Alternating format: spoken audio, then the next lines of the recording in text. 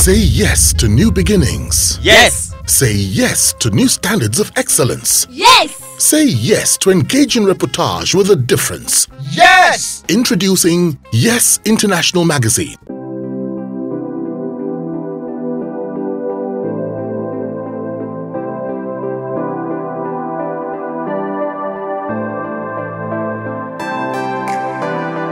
So what do you like most about being a journalist? Well, for me, it gives me a platform to shape opinion, to express myself, and for me, the modest to also impose my values on people.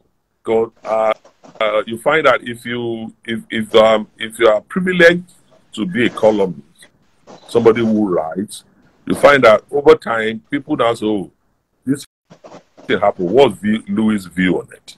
Rightly or wrongly, people assume that what you have written is the gospel truth. For me, is the greatest honor. So if you are a writer, if you have the privilege of being an opinion molder, is the greatest power you can wield. Okay. And for me, I take that with all sense of responsibility. I take that with all humility. It's not something you abuse. It's not something you abuse at all. Yeah. So what don't you like about being a journalist? There's nothing to hate about being a journalist. I think journalism is everything for me. Journalism is everything. Journalism is driven by value, driven by, a journalist has to be a crusader. He has to be somebody who is standing on a higher moral pedestal. You can't be a thief. You can't be somebody of shady character and be respected as a writer. You can't be. So as a writer, your major credential is credibility.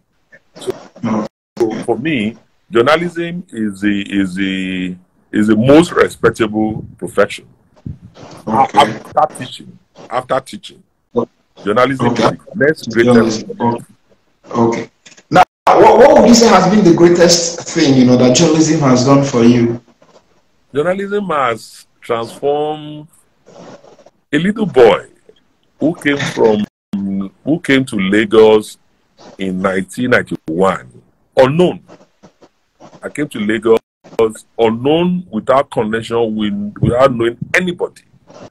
As a matter of fact, the first 6 months I stayed in Lagos, I was squatting with my aunt. We're living in a small apartment, just 2-bedroom apartment. And for the first 6 months I was in Lagos, I was sleeping on bare floor. How Lagos can be. So when I look back today, I can't thank God enough for what He has done for me. So journalism provided the platform. So I whatever I am today, journalism gave me the opportunity. Everything I am, first and foremost, is journalism. So I'm eternally grateful for that. Okay. Now, some journalists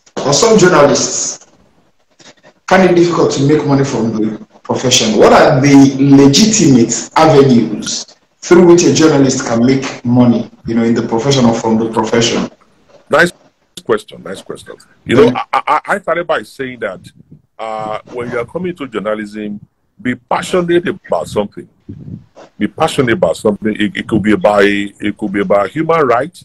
It could be about justice. It could be about environment. It could be about football. It could be about boxing. It could be about anything. Don't be passionate about something. So when you bring that value to journalism, it's only a matter of time that you will get known. And once you get known, opportunities come.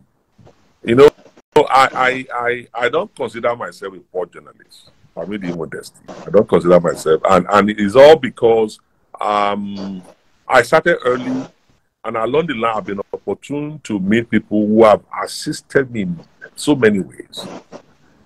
When I sit back today and I say almost every big man, those who call the big men in Nigeria, movers and shakers, I know them one-on-one, from Aliko Dangote, Femi Otedola, the Guru, Adenuga, Dr. Mike Adenuga.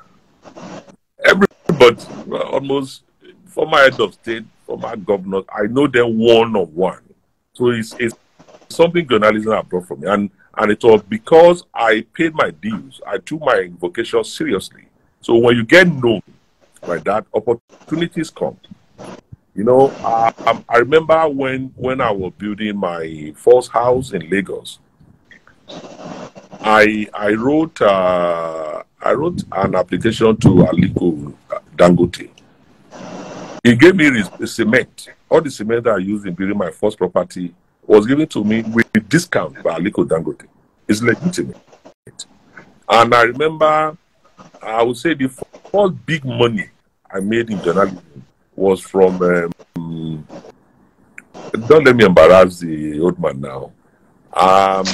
He called me one day and he said, no, it's necessary to use the opportunity to thank him. I'm talking of Sir Remy Johnson, the owner and founder of ARIC. So he called me, this was around 2003 or so. He called me one day, he said he wanted to see me. Actually, the finance manager called me, said he needed to see me. So we ended up meeting a week later. And he told me, he said, Odion, there is an article you wrote, which I read on my way to US. I read it more than 4 times. And I realized that everything you wrote there were the truth. And I'm saying it because what you wrote about, I have interest in it. And I knew I didn't see you, I didn't give you money to write that. He said, writers like you are very rare. He said, I'm also happy that you come from a Edo state like me. So from today, I want to take you like my younger brother. So when he said that, within 3 months, he called me and said, Odion, you know, if you want to continue to live on your salary, as a journalist, you may not go far. But I know from experience abroad, journalists also do a lot of writing. They write books, they write papers. You can be making money on the side for that. So he said, that should set you thinking. So I went home, reflected.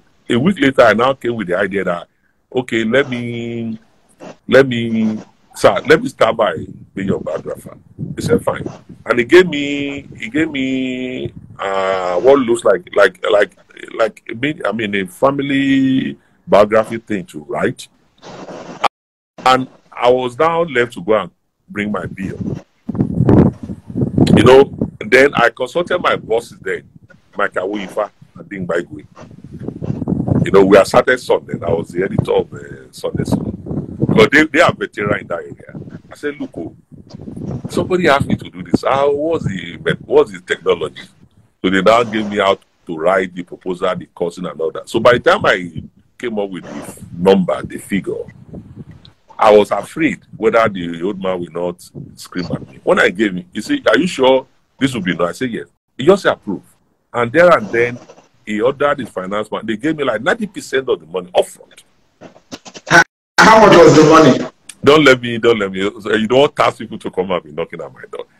But just to say that the money he gave me, a form of like advance payment for the job, was sufficient enough to start 2 duplex at Magodo. Wow. So you can imagine. So from that point, it didn't in any way affect my profession as a journalist, but it's something I did on the side. Then, as an editor, the other point I wanted to say again is that as an editor in Sunday Sun, of course, you become a manager. You are not just minding editorial. I'm sure you are a publisher. I'm sure you also tell your editors that. So I became a manager of the Sunday arm. So your job was not just generating content, we're also bringing business to the paper. So then, given my livery, my network, it was possible to get a supplement, get advertisement from everybody, governors and all of that.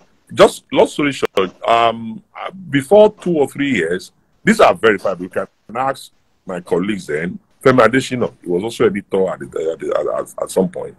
I became the highest any editor in Sun. When I say highest any, in terms of advert placement, you know, when Eric started, because of the personal relationship I had with Remy Johnson, Sun Group was one of the favored to place ARIC advert. So when those ARIC advert came, there was a standing commission. So what I'm trying to say is that you're making money. I'm making money. So I'm making huge money. So it didn't. What I'm trying to say is that for me, it was now the harvest time. It didn't affect me. You see that it won't stop. I don't write column praising people. It never affected my skill. Never affected my output. But these were things I did on the side. You understand? These are things I did on the side, and then I remember even when I started National Life. When I started National Life, I also got a lot of support, including from. He doesn't like being reported, but it will be a sin not to show gratitude. I'm talking of Mike Adenuga. You know, he's a man who helps a lot of people, but he hates publicity. He wouldn't want you. He said, don't mention me. So he also assisted me in a phenomenal way. Same thing, Asiwaju Bola Ahmed Tinubu. He's also a destiny helper. He has assisted me. So it's impossible to know these people and you remain poor. Okay.